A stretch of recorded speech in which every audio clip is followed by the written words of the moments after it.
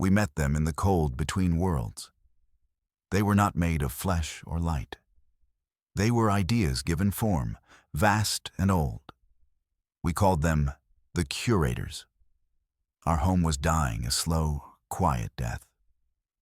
We had sent out 1,000,000 desperate cries. They were the only ones who answered. They glided through the void in ships of silent thought. Their hulls did not reflect starlight. They simply were. They offered us a trade, a simple barter.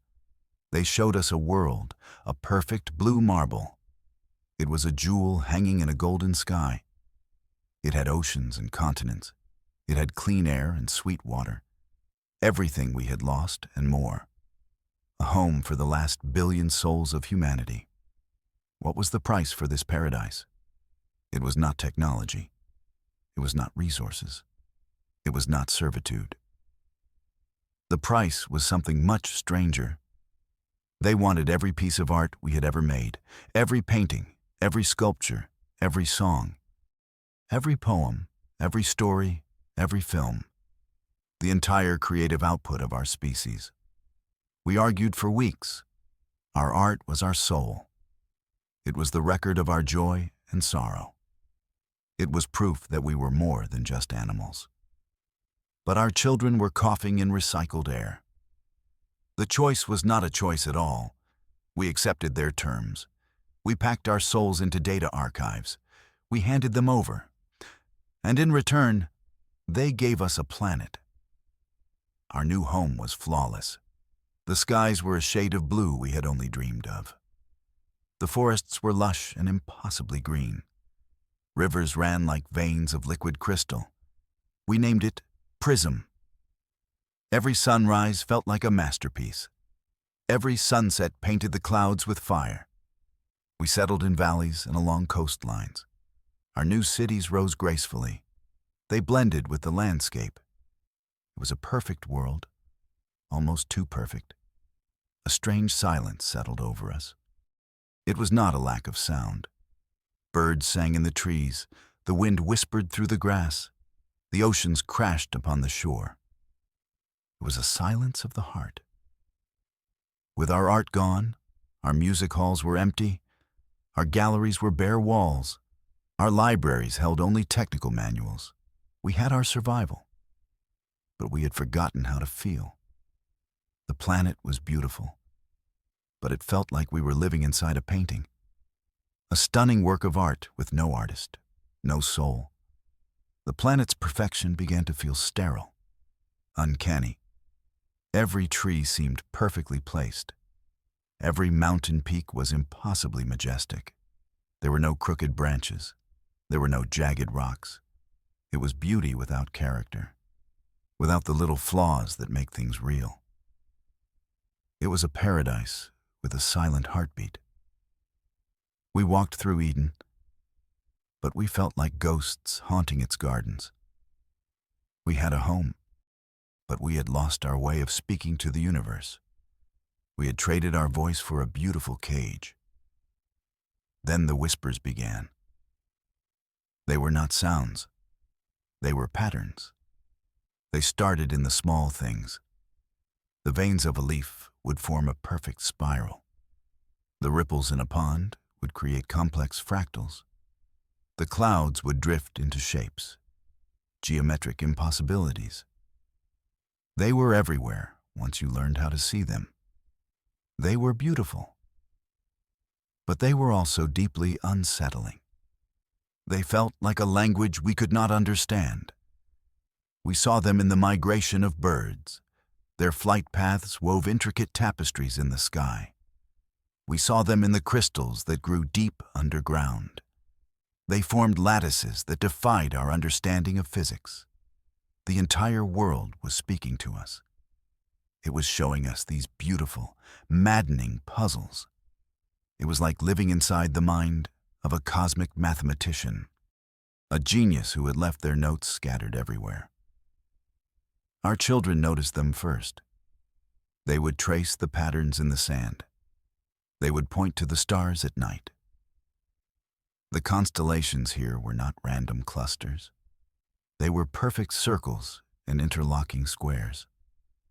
The night sky was a celestial blueprint. But a blueprint for what? The puzzles had no solution. They were questions with no answers. They pulled at the edges of our minds. The whispers in the geometry grew louder every day.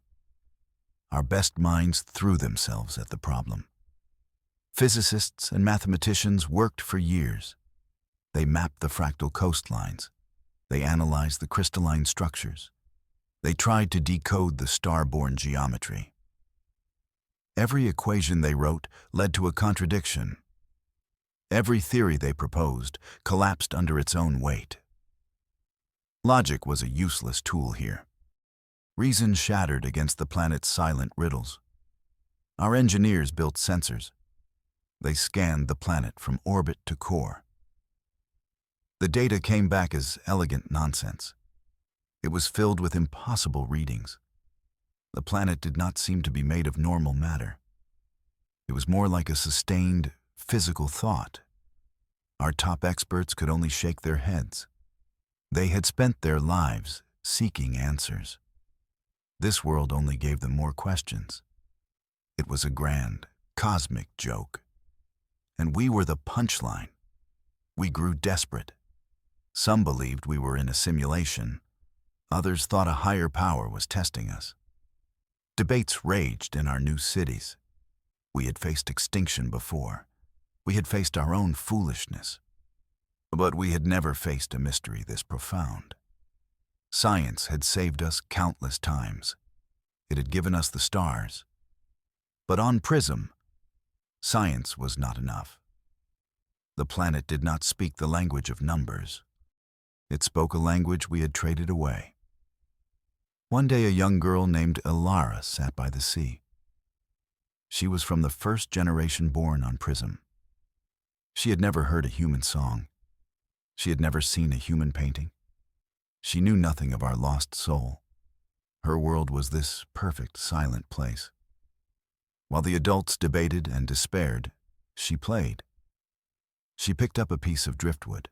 She began to draw in the wet sand. She was not trying to solve a puzzle. She was just a child making shapes. She drew a creature from her imagination. It had the wings of a bird. It had the body of a serpent. It was clumsy and asymmetrical. It was a wonderful, childish monster. She giggled as she added a silly face. Then, the world responded. The sand around her drawing began to glow. A soft, golden light pulsed beneath the surface. The light spread outwards. It followed the lines of her drawing. The entire beach lit up, a beacon of light. Ilara looked up at the sky. The clouds, which had been in their perfect geometric patterns, began to swirl. They shifted and reformed. High above her, the clouds took the shape of her drawing, a massive, continent-sized serpent with wings. It danced across the sky. The silence was broken by a sound. It was not a roar or a whisper. It was a note, a single perfect note of joy. A child's crayon, or a stick in her case, had unlocked the sky. A message appeared in our minds. It did not use words. It used feelings, understanding. It was the voice of the curators. They had been watching us all along. They explained their cosmic game. The universe was full of young races like us. Races that developed logic and reason. Races that built starships and empires. But most of them destroyed themselves. They grew clever, but not wise. Their minds outpaced their hearts. This was the great filter. It was not a wall of fire or a cosmic monster. It was a test of the soul. The curators sought out species on the brink. They offered them a choice: survival without a soul, or extinction with their art intact. Most chose extinction. They could not bear to part with their creations. We were the first in 10,000 years to accept the trade, the first to value their children's future over their past. Prism was our test. It was a canvas, a blank slate. It was designed to respond to pure creativity. not the complex art of a mature civilization, but the raw, unfiltered imagination of a child. Logic could not solve its puzzles. Only the heart could. We had to rediscover our soul from scratch. We had to learn to create again, not for fame or memory, but for the simple joy of it. This was our message from the Star Keepers. We had passed the first stage. The curator's message also contained a warning.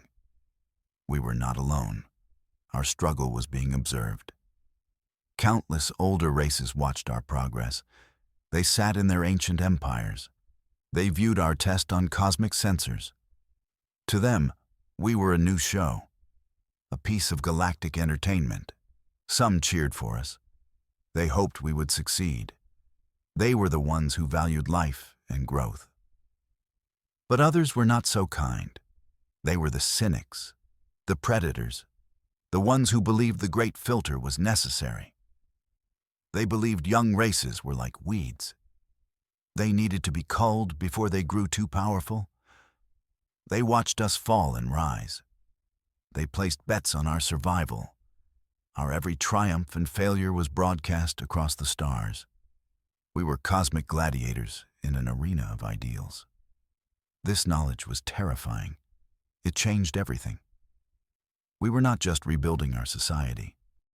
We were performing on a galactic stage. Our every action was judged. The pressure was immense. It could have broken us.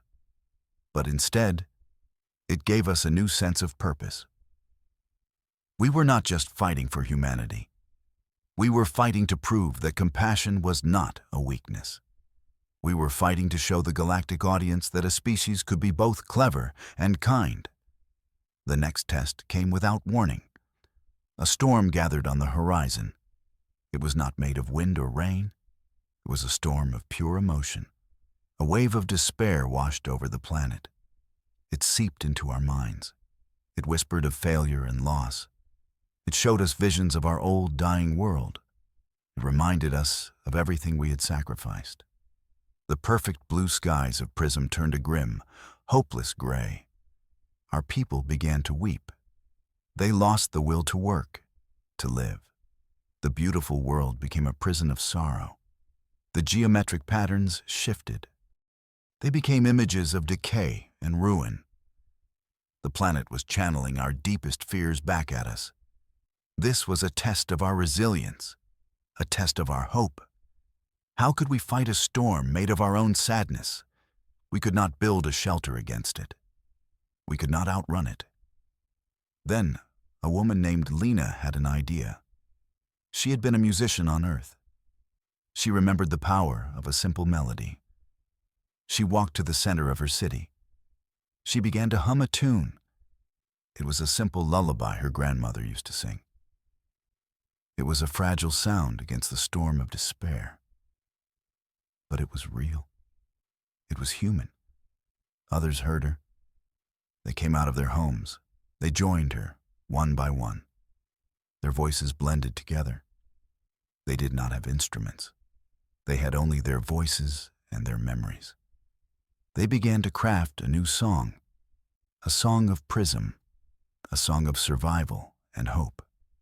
It was not a masterpiece of composition. It was raw and heartfelt. The symphony grew. It rose from every city on the planet. 1 billion voices singing in harmony. The song pushed back against the storm of despair. It was a shield made of hope. The gray clouds began to part. The golden sun shone through. We had answered the planet's sorrow with a human song. The symphony had calmed the storm. The planet's next test was more subtle. It was far more dangerous. It did not attack us with storms or despair. It tried to break us from within. The test was one of trust and division. Small disagreements between neighbors would flare into bitter feuds. Old rivalries from Earth, long since buried, surfaced again.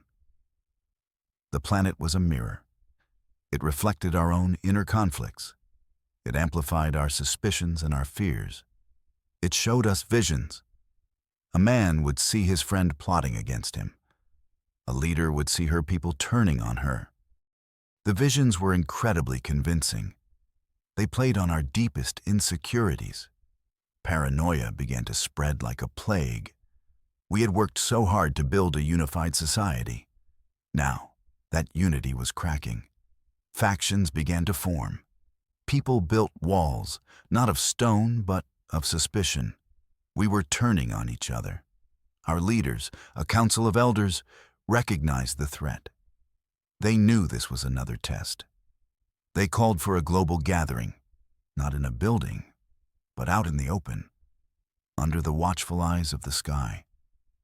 They asked everyone to do one thing: to look into the eyes of their neighbor and to remember the journey they had shared, the death of their old world, the hope for this new one, the challenges they had already overcome together. It was a difficult moment. The visions whispered in their minds, but the shared experience was stronger. The memory of the symphony was stronger. People began to talk to each other, not about their suspicions, but about their fears. They admitted the visions they were seeing. They realized they were all being shown the same lies. The planet was trying to turn them against each other. By recognizing the manipulation, they broke its power. They chose trust over fear. They passed the trial of trust and division. We realized the planet was not an enemy. It was a teacher. A very strict teacher, but a teacher nonetheless. Its tests were not meant to destroy us. They were meant to force us to grow. We had learned to create again. We had learned to hope again. We had learned to trust again. Now, we had to learn to listen not with our ears, but with our hearts. We had to connect with the world mind. This was the hardest lesson of all. It required us to let go of our ego, our sense of individuality. We had to open ourselves up to the planet, to feel its ancient consciousness. We spent days in meditation. We walked barefoot on the soil. We swam in the crystalline rivers. We tried to feel the life that pulsed around us. We tried to hear the planet's song. It was a slow and difficult process. Ilara, the girl who drew in the sand, showed us the way. She had never known a world other than Prism. She was already connected to it. She taught us how to quiet our minds, how to listen to the whispers in the geometry, not as a puzzle to be solved, but as a conversation. The patterns were the planet's language, a language of pure empathy. We began to understand. We began to feel the world-mind song. Our survival depended on this connection. It was the key to everything. Just as we achieved this new harmony, they arrived. A fleet of iron ships tore through the sky. They were jagged and brutal. They blotted out the sun. These were not the elegant thought ships of the curators. These were warships. They belonged to a race known as the Collectors. They were one of the cynical old races, the ones who watched our test with scorn. They had come to take our prize. The Collectors were an ancient, stagnant species. They had lost the ability to create long ago.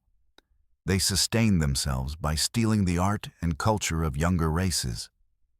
They saw our creative world as the ultimate treasure, a planet that could generate infinite art. They saw our empathy and our songs as weakness, a sign that we were not fit to possess such a prize. Their ships landed with a deafening roar. They were an ugly scar on the perfect landscape. Their leader spoke to us. His voice was a harsh grate in our minds. He called us primitives. He mocked our songs and our drawings. He demanded we surrender the planet to him. He said we were a failed experiment. He had come to clean up the mess. The galactic audience was watching. If the Collectors took our world, it would prove their philosophy. It would prove that in the end, only power mattered. We refused. We had not come this far only to surrender. Then the war began, but it was a war unlike any other. The collectors deployed their soldiers, beings in heavy iron armor. They marched forward with energy weapons. They expected us to fight back with our own primitive tools. They were prepared for physical resistance. They were not prepared for what the planet did next. The war was not fought with weapons. It was fought with dreams and color. As the collector army marched, the world changed around them. The ground beneath their feet softened. It turned into a swirl of bright colors. The green grass became a river of yellow and blue. The trees grew into impossible, twisting shapes. Their branches blossomed with flowers of pure light. The air filled with the scent of forgotten memories. The geometric patterns in the sky exploded into a kaleidoscope of beauty. The planet was fighting back with art.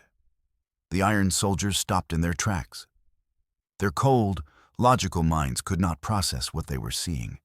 They were surrounded by overwhelming beauty. The planet reached into their minds. It did not show them visions of fear. It showed them wonder. It showed them the joy of creation. It reminded them of a time before their race had become stagnant, a time when they too knew how to dream. Their weapons fell from their hands. They stood there, paralyzed by awe and confusion.